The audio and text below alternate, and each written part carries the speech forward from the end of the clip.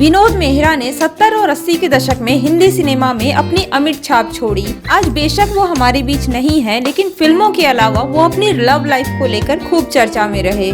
विनोद मेहरा का जन्म 13 फरवरी 1945 को पंजाब के अमृतसर में हुआ था। साल 1958 में इन्होंने रागिनी फिल्म से बाल कलाकार के रूप में अपने एक्टिंग करियर की शुरुआत की। बतौर चाइल्ड आर्टिस्ट काम करते हुए विनोद ने बॉम्बे में रहकर सांता क्रूज स्थित sacred heart boys high school से अपनी पढ़ाई पूरी की और सेंट जेवियर्स कॉलेज से बैचलर की डिग्री ली। अपने कॉलेज के दौरान ही विनोद मेहरा ने ऑल इंडिया टैलेंट कॉन्टेस्ट में हिस्सा लिया था, जहां 10,000 लोगों को पीछे छोड़कर राजेश खन्ना ने इस कॉन्टेस्ट को जीता था और विनोद मेहरा उन्हें कड़ी टक्कर देते हुए दूसरे स्थान पर रहे थे। जिसके बाद साल 1971 में एक थी रीता फिल्म से इन्होंने एज अ लीड एक्टर अपना बॉलीवुड डेब्यू किया।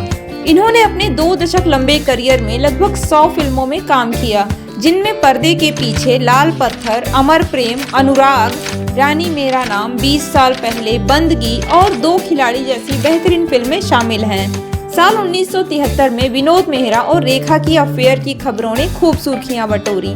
कई रिपोर्ट्स में कहा गया कि दोनों ने सबसे छुपकर शादी कर ली है, लेकिन ये रिश्ता कुछ महीने तक ही चला क्योंकि विनोद मेहरा की मां को रेखा नापसंद करती थी।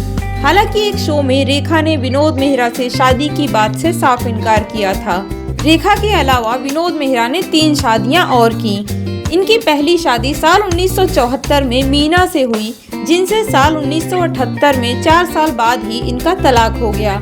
इसके बाद विनोद की जिंदगी में आई एक्ट्रेस बिंदिया गोस्वामी। कुछ समय तक लिव इन में रहने के बाद साल 1980 में विनोद ने बिंदिया से शादी कर ली, लेकिन ये रिश्ता भी सिर्फ 4 साल चला।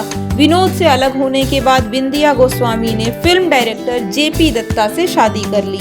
दूसरी ओर विनोद मेहरा की जिंदगी में एक बार फिर से किरण नाम की लड़की ने दस्तक दी, जिनसे इन्होंने साल 1987 में चौथी शादी की, जिनसे इन्हें 2 बच्चे हुए, बेटा रोहन और बेटी सोनिया।